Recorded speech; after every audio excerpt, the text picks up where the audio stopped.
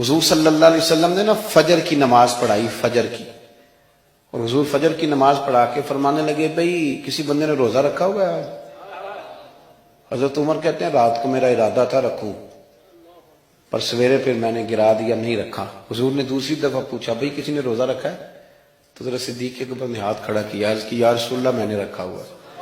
آپ حکم نہ دیتے تو نہ بتاتا، پر روزہ رکھنا بھی آپ نے توجہ دلائی ہے تو حکم بھی آپ کا بتاؤ تو بتا دیا۔ حضرت عمر کہتے ہیں حضور نے فجر کی نماز پڑھائی، فجر کی۔ دوسرا سوال پوچھا بھی کسی نے کسی بیمار کی تیمارداری کی ہے؟ تو حضرت عمر کہتے ہیں میں نے فٹافٹ عرض کی یا رسول اللہ ابھی تو نماز فجر پڑھی ہے، تو اب گھر جائیں گے تو تیمارداری کریں گے۔ تو حضور نے فرمایا عمر تو ذرا ٹھہر جانا، جلدی نہ کر، ٹھہر نہ، ذرا رک تو صحیح۔ تو حضرت عمر فاروق رضی اللہ تعالیٰ عنہ فرماتے ہیں میں چپ کر گیا۔ حضور نے فرمایا بتاؤ بھی کسی نے تیمارداری کی ہے؟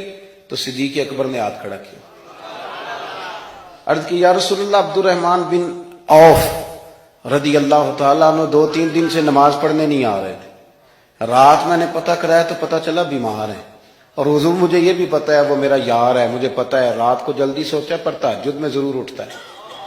تو حضور میں بھی ذرا فجر کا وقت جلدی اٹھا ہوں تو فجر میں آنے سے پہلے عبد الرحمن ابن عوف کی تیمارداری کر کے آیا ہوں۔ حضرت عمر کہتے ہیں میں نہ ہلکا ہلکا ڈھیلا پڑ گیا۔ حضور نے تیسرا سوال پوچھا، فرمایا کسی نے کسی مسکین کو کھانا کھلایا؟ کھانا کھلایا ہے کسی مسکین کو؟ حضرت سیدنا عمر فاروق کہتے ہیں میں نے پھر عرض کی، میں نے کہا یا رسول اللہ ابھی تو فجر پڑی ہے، گھر جائیں گے کوئی چیز لیں گے تو کھانا کھلائیں گے۔ تو حضور پھر مسکرائے، فرمایا عمر تو ذرا ٹھہر نہیں جاتا، ذرا ٹھہر نہ، ذرا نظارہ تو کرنا، گویا یہ شان صدیق اکبر کا جلسہ ہو رہا، ذرا ٹھہرنا۔ حضور نے پھر پوچھا بھی کسی نے کسی مسکین کو کھانا کھلایا ہے؟ تو حضرت عمر کہتے ہیں لوگ سارے دائیں بائیں دیکھ رہے تھے اور میں چپ کے ابو بکر کو دیکھ رہا تھا، کہ مجھے پتا تھا کہ بولنا اسی نہیں ہے، اور دل میرا کر رہا تھا کہ کہہ دوں دیو جناب جواب، دل میرا کر رہا تھا۔ وہ سمجھ گئے تھے کہ سونا راضی کن کاموں میں ہو، بس یہ نقطہ انہوں نے پا لیا تھا۔ حضور نے فرمایا بتاؤ کسی مسکین کو روٹی کھلائی ہے؟ تو جناب سیدنا صدیق اکبر نے ہاتھ کھڑا کیا، عرض کی یا رسول اللہ سویرے اٹھا ہوں تو چھوٹا بیٹا بھی اٹھ گیا تھا، اور میرے وضو کرتے سنت پڑھتے ماں سے کہنے لگا بھوک لگ رہی ہے، تو ماں نے 2 روٹیاں بھی پکا دی۔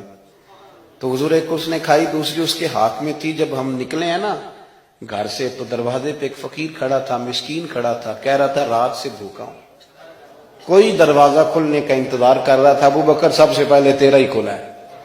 تو حضور میں نا اس مسکین کو ایک روٹی کھلا کے آیا ہوں۔ حضرت عمر فاروق کہتے ہیں میں نے گردن جھکا لی، اور میرے رسول کریم نے فرمایا اے اللہ میرے ابو بکر پہ رحم فرما، اللہ میرے ابو بکر۔ وہ سمجھ گئے تھے، مزاج شناست سمجھ آ گئی تھی کہ حضور کن باتوں میں، اور نا اپنے اوپر وہ سارا کچھ طاری کر لیا تھا انہوں نے، طاری، ان کی ادائیں بالکل ڈھل گئی تھی نبی پاک کی ادائیں۔ 3 دن وہ غار ثور میں رہے تو ہمارے صوفیاء فرماتے ہیں کہ ان پر تجلیاں بھی پڑی محبوب کی معرفت کی۔ جب مدینے آئے نا نبی کریم کو لے کے، تو کچھ لوگوں نے حضور کی زیارت کی تھی، کچھ نے نہیں کی تھی، تو کچھ آتے تو نبی پاک کی دستبوسی کر کے بیٹھ جاتے، حضرت ابو بکر سے ہاتھ نہ ملاتے، اور کچھ صرف حضرت ابو بکر سے ہاتھ ملاتے اور حضور سے ہاتھ ہی نہ ملاتے۔ میری بات پہ توجہ ہے آپ حضرات کی؟ تو کچھ لوگوں کو نا شبہ ہونے لگا، وہ معاذ اللہ سمجھنے لگے کہ شاید یہی اللہ کے رسول ہے۔ حضرت صدیق اکبر، یہ کیوں شبہ ہوا؟ تو ہمارے محدثین فرماتے ہیں کہ ابو بکر صدیق بولتے بھی اس طرح تھے جو میرے نبی پاک کا طریقہ، بیٹھتے بھی اس طرح تھے جو رسول پاک کا طریقہ۔ کہتے ہیں انہوں نے امامہ باندھا ہوا تھا تو جو امامے کا پیچ حضور کا ڈھیلا رہ گیا تھا ان کا بھی ڈھیلا رہ گیا تھا۔ اس طرح اپنے آپ کو مزاج میں ڈھالا تھا، تو من شدی من تو شدم، میں اس طرح ڈھالا تھا مزاج میں، اس طرح کے کوئی فرق ہی نہیں نظر آتا تھا۔ وہ کہتے ہیں جب حضرت ابو بکر صدیق نے دیکھا نا کہ لوگوں کو تو شک ہو رہا ہے، کوئی میرے ساتھ ہاتھ ملا کے بیٹھ جاتے، تو حضرت صدیق اکبر نے کہا کوئی ایسا کام کرنا چاہیے کہ پتہ چلے آقا کون ہے غلام کون ہے۔